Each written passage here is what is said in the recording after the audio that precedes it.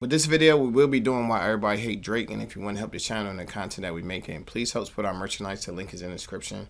If you didn't hit the like button, make sure you hit the like button. Try and get the channel to grow, and the only way we're going to do this is if you like, share, and comment on the content. So without further ado, let's get into the video. Let's go!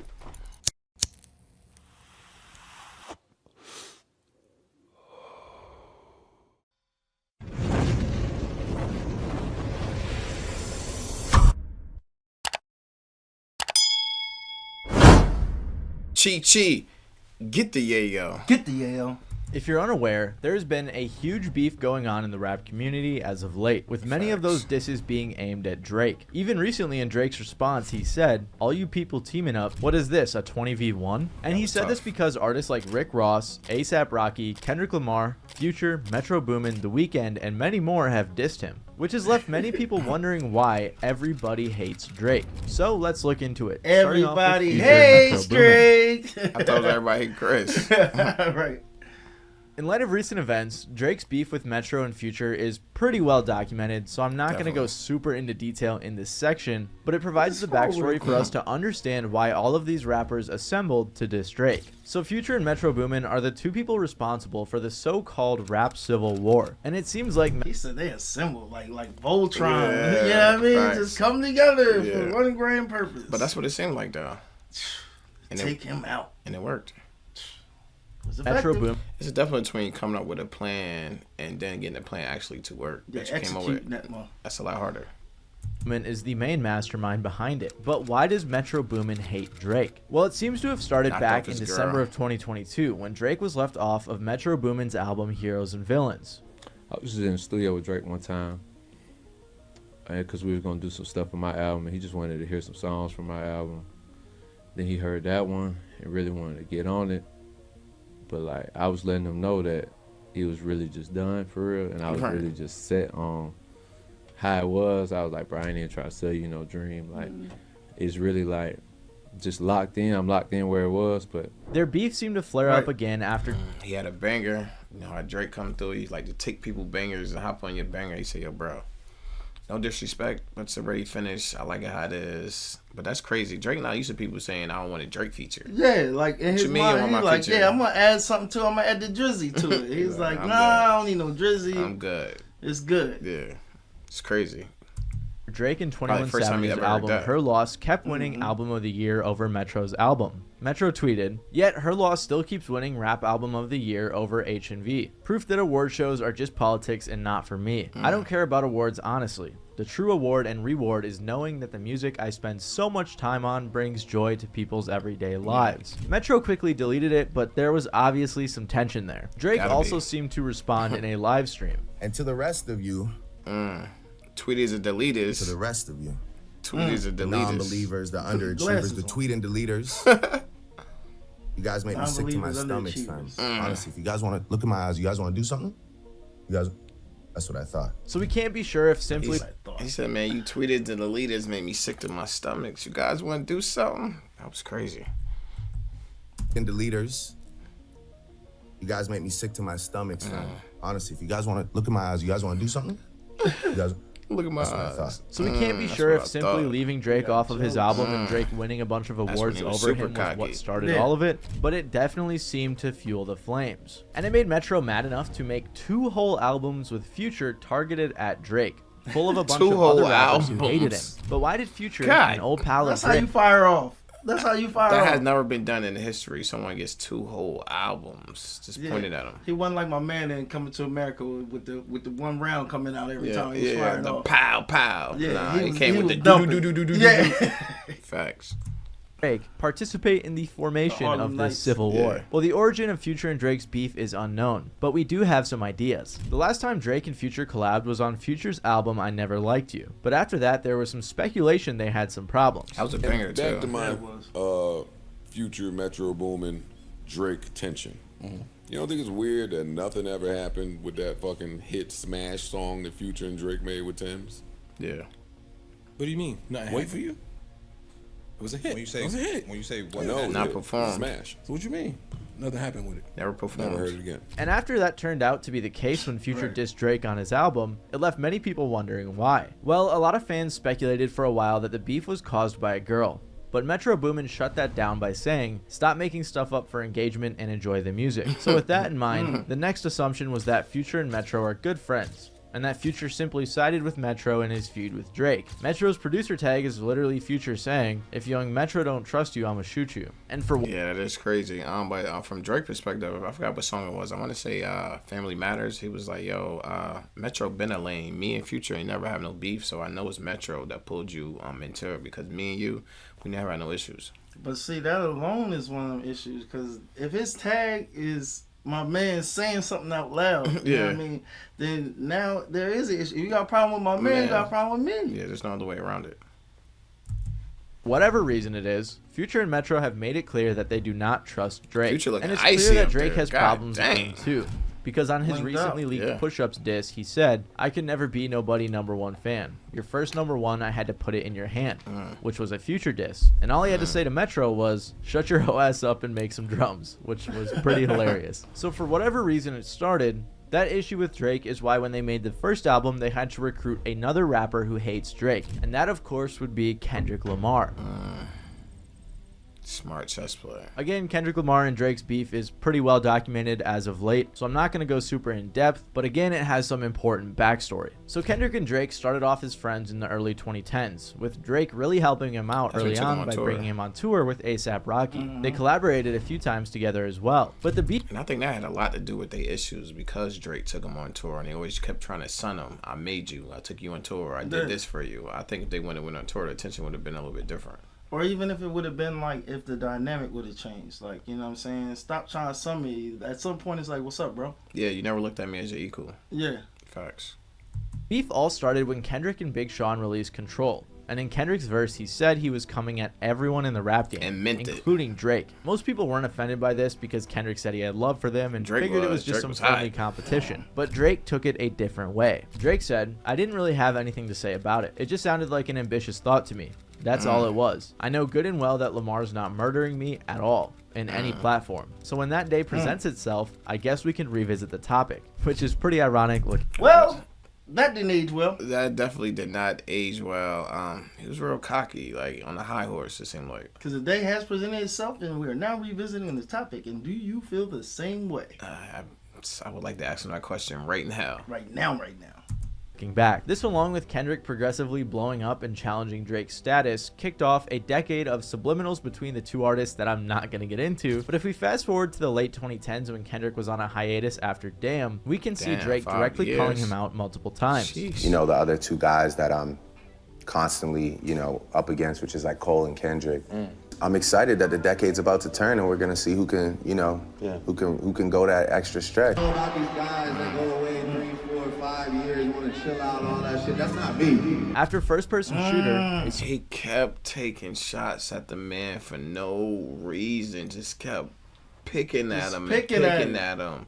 So it's like it make more sense now why we got what we got from Kendrick. You know how somebody messed with you so long and then you just have all this anger built up and now you get a chance to release all that anger. Yeah, everything comes out. That's what that seemed like now.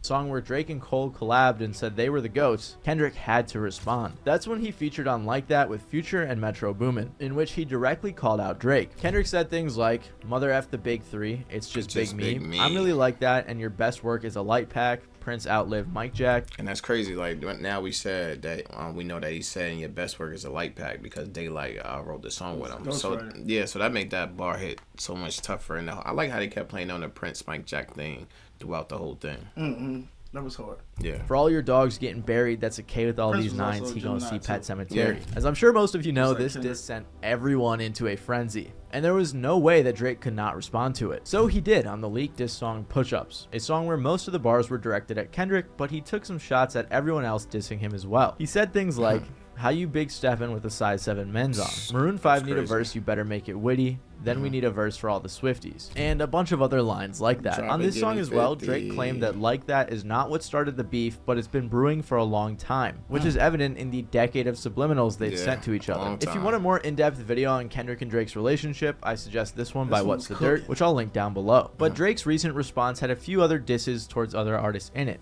including The Weeknd. The Weeknd. XO. Yeah. The Weeknd and Drake have had a fairly public feud that's been on and off for a while now. But after being featured all over Future and Metro's albums and sending some shots at Drake, the flames seem to have been reignited. It all started in 2010 after Drake heard a new young artist called The Weeknd, and they met in 2011. Drake supported his career very early on and was a big fan of him. They worked together a lot, and The Weeknd even wrote 4 of the songs on Drake's album Take Care. As The Weeknd was growing as a solo artist, in 2012 Drake said, "I want to continue being involved in his career and vice versa, and keep making music together. As far as on paper, it's all being worked out. But that's not really what counts anyway. What counts to me is the fact that affiliation is known, and that's all I really care about." It was clear that Drake wanted to sign The Weeknd, and he said it often. "This is forever the first artist that OVO ever had and still has, and OVO XO is alive forever, I promise." But that would be turned. I remember that whole little OVO XO movement, but looking back at everything, The Weeknd made a great decision by not signing and with him and doing this thing. And he even said down the song, like, "I'm glad I didn't sign my life away to you," because we know The Weeknd is a huge star right now. Yeah, he's really one of the largest out there. Yeah. Like, for real. And everything he does is that gargantuan. Facts. And it did put him in a better position. And, like, sometimes people just so enticed by the opportunity. Yeah. And the thought of, man, this might not present itself again, will put them in a bad situation. Yeah. But just being patient sometimes works out in your best interest. And Drake being so huge at that time, I'm surprised he didn't sign Drake, because he was so huge and the OVO XO was making so much noise at that time. But everybody get to a point when enough is enough. Yeah. Turned on its head when The Weeknd signed with Republic Records in September of 2012, which clearly upset Drake. He said on Twitter, "You won't get away with just a thank you. You owe me a favor." Things went along as normal for a while. And if you're curious, a normal Drake beef looks like some subliminals throughout your songs while maintaining the fact that you're cool in your interviews. Until 2013, when The Weeknd did an interview with Complex. He revealed that the songs he gave to Drake were originally for his album House of Balloons, but The Weeknd made it sound like he didn't really want to, or that it wasn't the right decision. He was also asked in reference to Drake, "People think you guys aren't cool with each other anymore," to which he responded, "No, that's not true, but it makes sense. The thing about Drake is I told him what my decisions were going to be, and he was down with it from the beginning." So despite the both of them saying they were cool, there did seem to be a bit of tension surrounding Take Care and The Weeknd not signing to OVO. In 2015... But that's what Kendrick was talking about. Drake is really not direct with his thoughts. You know what I'm saying? He'll tell you one thing and feel something completely different in that little room in his back of his brain, and we've seen that time after time again.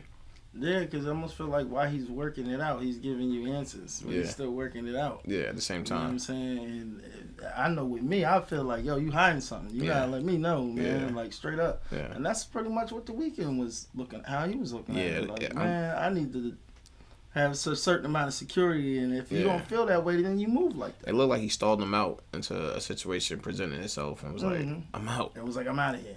The Weeknd opened up a little bit more about his early relationship with Drake when he said to Rolling Stone, "I gave up almost half of my album. It's hard. I will always be thankful. If it wasn't for the light he shined on me, who knows where I'd be. And everything happens for a reason. You never know what I would say if this success wasn't in front of me now." So even though he wasn't... He was like, "Yo, I gave Drake some bangers, some of my best work, and at the end of the day, I wish I would have been my work and people would have known me for them songs, but people know Drake for them songs." Like, when that's Take a Shot from Me song came out, that was like one of my favorite songs from Drake at that time, and that was The Weeknd. So thinking people that came out with that song for him, what it would have did for him. Right, and you just never know, but like, it's cool that he kept such a positive outlook on the whole situation, you know what I mean? And his way of looking at it, like, yeah, it sucks I didn't have those bangers in my catalog, like, as exclusively of mine, but at the same time, I got some exposure that put people ear to my pen, so them songs, you know what I'm saying? They know who I am. Yeah, them songs was a stepping stone. entirely happy about giving some of his songs to Drake, he was still able to appreciate and acknowledge the big boost that Drake gave him. Things were quiet for a while until 2017 when they both appeared on each other's shows, signifying that they were cool despite any previous tension. But then Drake was rumored to be dating The Weeknd's ex-girlfriend Bella Hadid, which definitely... That's always a lowball, cornball stuff that he do. We try to be cool, but you keep worrying about these females. Like, you got all these females, you just keep worrying about another female, another female, another female. Yeah, you chase my old work. Yeah, it's crazy. could have sparked some issues between the two. After that, Drake posted a throwback photo to Take Care, and someone wrote in the comments that said The Weeknd wrote the entire album, to which Drake responded, Abel co-wrote on Shot For Me in Practice, obviously was featured on Crew Love and The Ride, and that's it. There's 20 songs on that album. Don't try me. Then The Weeknd actually got back with Bella Hadid for a while, which possibly upset Drake, as many people speculated on his 2018 album Scorpion that he sent some more subliminals to The Weeknd. Then in 2019, The Weeknd seemingly dissed Drake back on his song Lost in the Fire, saying, and I just want a baby with the right one, cause I could never be the one to hide one. Which is a reference to Pusha T Little bit shade. That was a big shade. Yeah, it was smooth how he slid in there. Pause. You hiding the baby from the world while the world hiding from the baby. Yeah. Shout out Soulja Boy. Drake had Shout a out son Pusha that he was T. hiding from the world. The Weeknd also said on Nav's song Price on My Head, you beefing with yourself, tell the truth. People on your side, they would ride for me too. But again, Drake would maintain that he had nothing but love for The Weeknd. To this day, I'm always excited, always super happy for all those guys.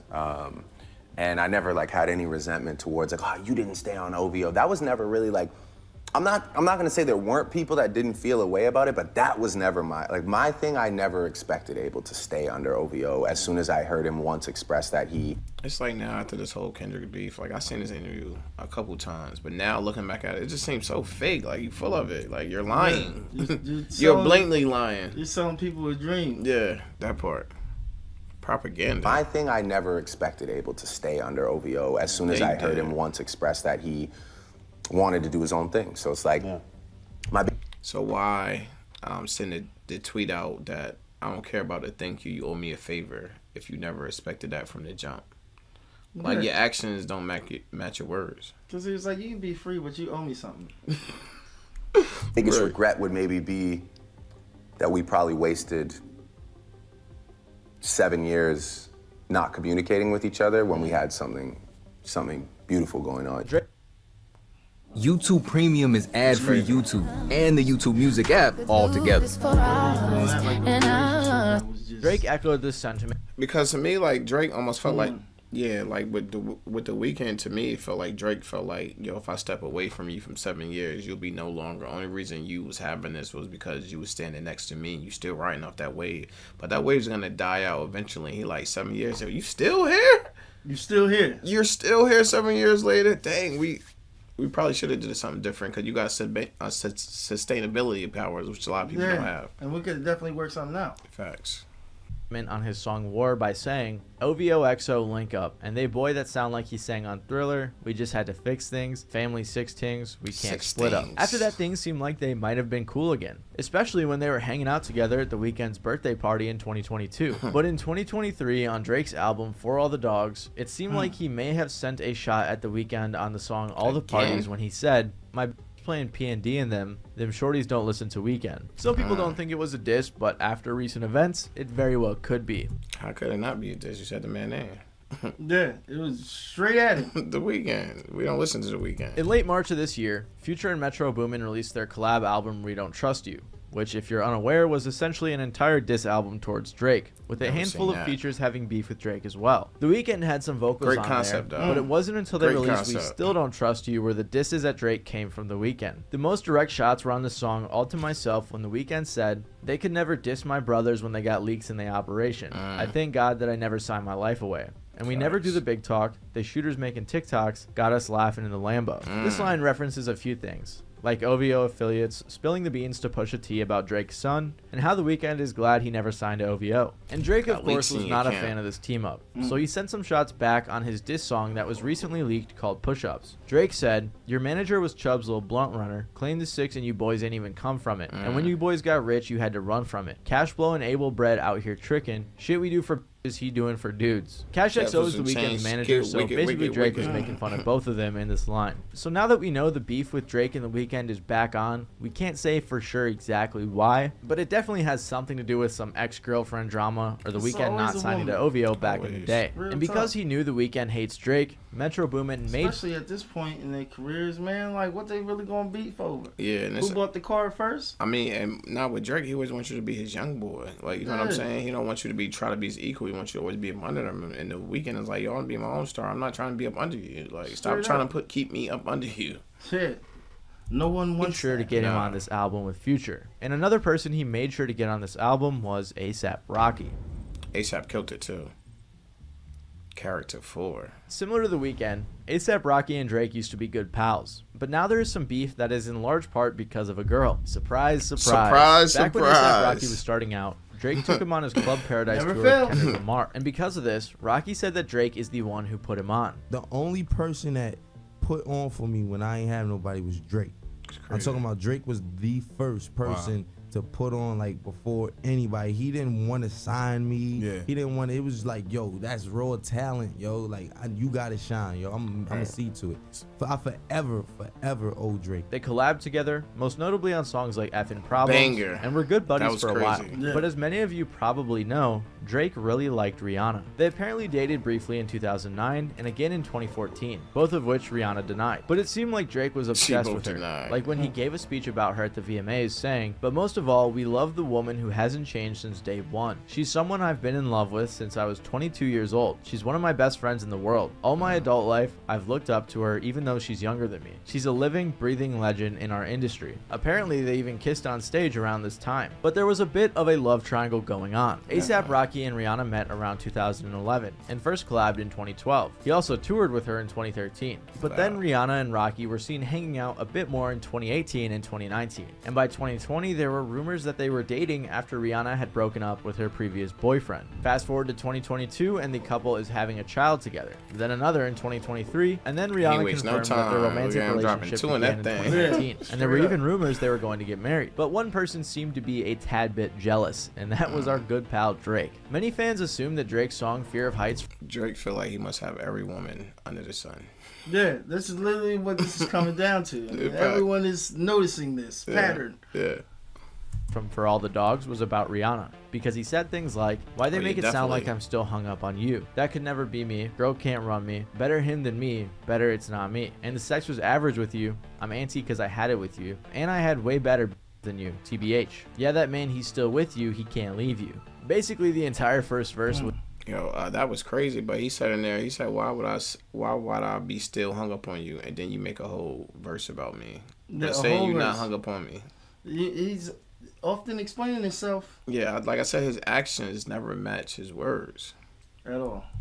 Was aimed at Rihanna and Rocky, with, in my opinion, some pretty weak disses. Drake also seemingly dissed Rocky on the song Another Late Night when he said, "I ain't pretty Flacco, this shit get really rocky." Oh, and on Virginia Beach, Drake said, "I know what you say I could have treated you better or whatever, but I don't know, I think I did alright. And you know how you get drawing conclusions like you got a Parsons degree or something. I could have treated you better, that's crazy. Nope." In a hilarious interview where a TMZ reporter tried to jog with Rocky and ask some questions, she asked about the Drake diss, but Rocky didn't respond. But then Rocky somewhat responded on Kid Cudi's song Wow, where he said, "These people can't stomach me, gotta go get a mandrake." However, Rocky finally addressed the situation directly on Future and Metro's second diss album, We Still Don't Trust You, on the song Show of Hands. He said, "People swear they the baddest. I just beg the worst one. And they feelings over women. What, you hurt or something? Ooh. I smashed before you birthed, son. Flacco hit it first, son. Still don't trust you. It's always us, never them. Heard you dropped your latest shit. Funny how it just came and went." So it's pretty obvious what Rocky's talking about here. Facts. Drake didn't seem to target Rocky on his latest diss track, but he did post this meme targeted at everyone who dissed him. So at least we know why the two of them started beefing. But one person we didn't know was beefing with Drake was Rick Ross, until we just recently learned the reason.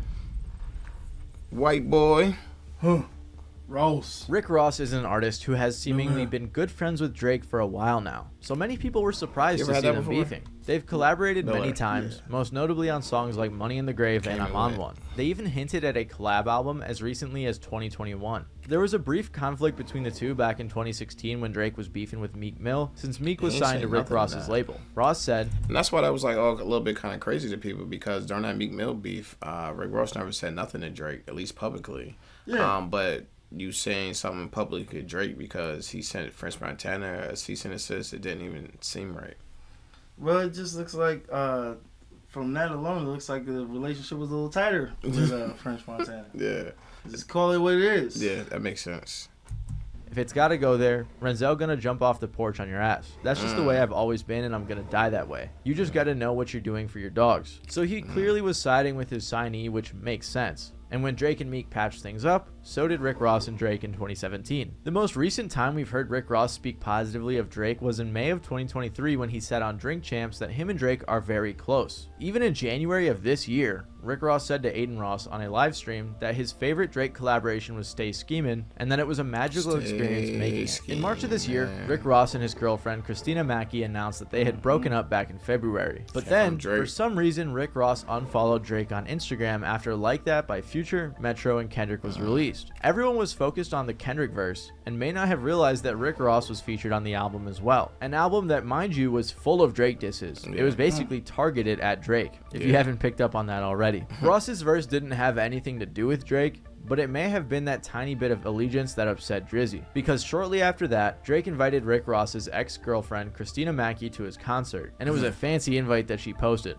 which probably had Mr. Ross feeling some type of way. Tickets. This is when people thought there was beef, and then it was confirmed not too long after. When Drake's song Push Ups leaked, he had some bars for Rick Ross. He said, "I might take your latest girl and cuff her like I'm Ricky. Can't believe he jumping in, he turning 50. Every song that made it on the chart he got from Drizzy. Spend that little check you got and stay about my business." So he briefly addressed Rick Ross, saying he took his girl, referenced Rick Ross's past as a correctional officer, and then said that every song on the charts that Rick has got has been from him. He didn't spend too much time on Rick Ross, as there were many other people that he had to send shots at, but it was enough for Rick Ross to immediately get in the studio and respond to Drake in a full-length diss track. He said, "Ghostwriters, they get to floss what you could have had. Record label taking a loss, are you in your bag? You a worker wanting to chart, don't make me laugh." Here he directly addressed Drake's claims and said that because Drake outsources things like ghostwriters and has to pay for them, that the record label is probably taking a loss on his music. Ross continued later on saying, "Like his moves, but he never had to fight in school. Always ran, another person had to write your grooves. Flow is copy and paste,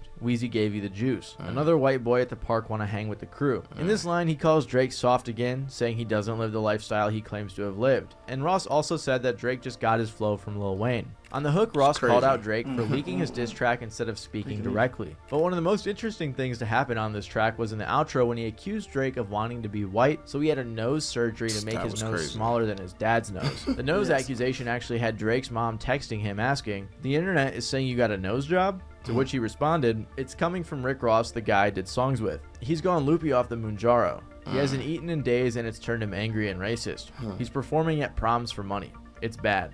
Don't worry, we'll handle it." And he also tagged Rick Ross saying, "You're one nosy goof." Then Rick Ross claimed that he unfollowed Drake because Drake sent a cease and desist to French Montana, which finally explained why the beef started in the first place. A lot of people were speculating that the song... And I heard that song that the cease and desist went to with Drake, that Drake verse I had on my Instagram. Yeah, that verse was fire. I can see why French Montana would have been mad about that, because it was a crazy verse. Drake came through and did what he do. I gotta hear that one. Go to my Instagram, Drake TV for the BX. Song Splash Brothers from Mac and Cheese 5 by French Montana was supposed to have Drake on it because of a leak. There is a version of the song out right now with Rick Ross and Lil Wayne, but not one with Drake. So many people think that Drake sent a cease and desist so he wouldn't release it. Of course, we don't know the exact details. French Montana hasn't commented on the situation, but since Rick Ross said it and it doesn't really seem like something to lie about, it's likely that this is the reason why Rick Ross is beefing with Drake. Also, they've been arguing back and forth on Instagram talking about who's got the bigger mansion and stuff like that. Crazy rich people arguments I couldn't imagine relating to, but it's not super relevant to the beef. But all it tells us is that Drake doesn't take Rick Ross seriously enough to address him anymore in his songs. However, there are a few more artists that fans speculate have some beef with Drake right now. Kanye, we know that for sure.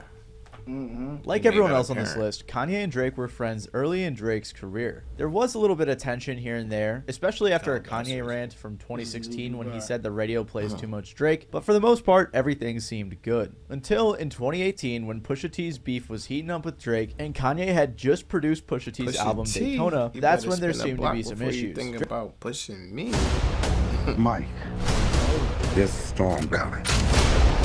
Things are gonna get bad. It's gonna be lit. Drake thought Kanye, who had released multiple albums Not that yet. year that he had produced, had them all come out to mess up the release of Drake's album Scorpion. Kanye apologized for this, but then released the infamous song Lift Yourself. This song is funny because Drake said he liked the beat, so Kanye wasted it by saying things like poop diddy scoop on the song and releasing it. Then Kanye got mad at Drake for allegedly sneak dissing him on Sicko Mode and apparently threatening his family. There's some more petty stuff in 2021 and then even more in 2023 when Drake sampled Kim Kardashian, Kanye's ex-wife, on his song Search and Rescue. There have been a lot of rumors that Kim and Drake have been dating, but there isn't any confirmation. People also saw videos of Kim K at some Drake shows and have theorized some of his lyrics have been about her, which also could have upset Kanye. Over the years, Drake has sent many subliminals, and I forgot about that until you said that about the Kim Kardashian. What's that song? Stacey, are you riding? Do you want to? Kiki. Yeah, Kiki. They said that was about Kim Kardashian. I forgot all about that. But once again, as he moves on to another brother, it's another female. It's another female. Everything under the sun must be mine. It's the same issue everywhere you go. Has gone on plenty of rants about Drake. So basically their beef is over a bunch of pretty petty stuff, which isn't very surprising considering both of their personalities. And I wasn't going to include Kanye in this video until he recently inserted himself in the Drake dissing tag team by remixing the song that started it all, Like That. That's what it is. But I did do this Like That remix though. I think that's what you was wanting to lead into and shit. Let me see. You got the Like That remix. I don't believe Gay jumped on the Like That remix. He did. You know we had to get the hooligans up here. We gonna take this pussy nigga out. Yo, Dot, I got you. And I'm tired of this nigga fucking with me and all this shit, man. So the fact that these niggas is coming together finally, because it's not just about the elimination of Drake, you know, it's like, like we're gonna tear the head off whoever they got that they thought was in control of. Kanye said on his remix, it's a rap for people. Where's Lucian? Serve your master. You caught a little bag for your masters, didn't you? Lifetime deal, I feel bad. Kanye said this because he isn't with the label anymore, but Drake is still working under UMG, whose CEO is Lucian Grange, which directly claps back at what Drake said about Kendrick dropping for Top. So it's crazy to see yet another person who doesn't like Drake jumping in on the beef. So now I think everyone is just waiting for Pusha T to jump back in. J. Cole also caught a stray on this song, which was tough, and he also posted this meme about J. Cole, so I feel pretty bad for him now. Nav, Travis, J. Cole. Now we are going to get into some people who are thought to have beef with Drake, although I personally don't think these are very likely, starting with J. Cole. So if you're somehow unaware still, Drake and J. Cole are pretty tight as of late. They just recently... Yeah, but Drake was talking a little ish about him. He said, man, that K-Dot ish was weak as fuck. He did say that, and then he said gave him another bar when he said J. Cole might be losing sleep, but I ain't losing sleep. You feel what I'm saying? Right. So he was taking little shots at him here and there. Yeah, but it'd be crazy right now because I tell you what, you know, everyone's believing and listening, and because Cole said it was a spiritual thing for him to step away from the battles. Yeah. But man, if he smacked him right now, yeah, it would be crazy. That would be a wild slap that we wouldn't expect. Yeah, definitely. Recently collabed on First Person Shooter and got off tour like a week ago, which makes it very unlikely that they're beefing. However, J. Cole did surprisingly feature on Metro and Future's We Still Don't Trust You on the song Red Leather, which made a lot of people think that J. Cole switched sides. But his verse had nothing to do with the beef, and neither did the song. Many people do think that Drake is the type to get in his feelings about this, but I highly doubt that Drake is upset, as they were... I just think that was another little chess move on the chessboard. We got this old song from J. Cole, even though he don't got nothing to do with the beef. Just because he's on Drake's side at that moment he was. We're just going to put him in here because the whole album is about dissing Drake, and it's just the optics of it just don't look great. Yeah, and plus it's going to get people going. Yeah, definitely. It's going to get the people going. That's what you want. We want that buzz. Literally on tour together as the song dropped. Another person people think has beef with Drake is Travis Scott, in part because he also featured on We Don't Trust You. And despite his verse lacking any disses to Drake, some people saw this video of Drake fake shooting a Travis Scott head at his show and thought it meant he had problems with him. In reality, though, he was performing one of the songs he has with Travis Scott, and has been doing this for the entire tour. Also, in Drake's diss, he literally shouted out Travis. So again, it's not very likely that they have beef, but it is possible that he may have some type of animosity towards Nav. After Like That dropped Definitely and Rick Nav Ross got a problem unfollowed with Nav. Drake, so did Nav. Shortly after that, Drake posted a picture on Instagram with the caption, "I ain't picking up, I'm in Turk's little baby," which is a quote from Nav's song Turks. There hasn't been anything that happened since then though, so we can't be sure if there's actually any beef. Nav didn't even hop on We Still Don't Trust You, so we really have no idea what's going on. Regardless, it's clear that Drake has upset a lot of people in the industry, and I'm excited to see how it all plays out. Trey TV.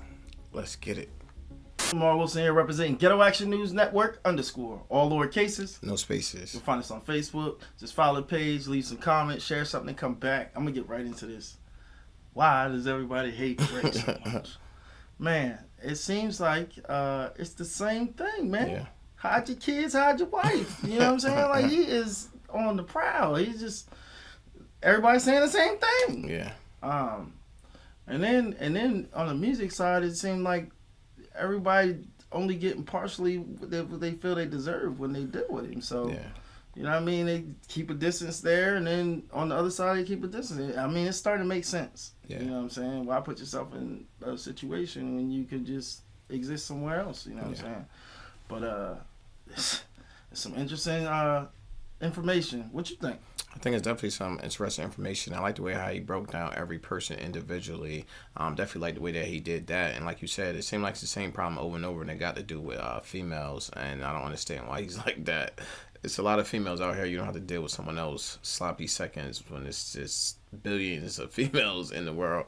I never really understood that. I never really understood why guys wanted to go behind the next guy. You feel what I'm saying? I'd rather have something that's to myself that somebody didn't have than to go behind something that somebody else had. I just never got it. A lot of guys do stuff like that. Me, I never did it, or I never even understood it. Like, I never understood why the guys in the industry only mess with like the same 20 girls. I'm like, yo, all these females in the world, you just keep messing with the same 20. Ones. It never made sense to me, but I guess it's just rich nigga ish. Can't wait to see what else come from this. But until then, it's your boy Trey TV, and I'm out.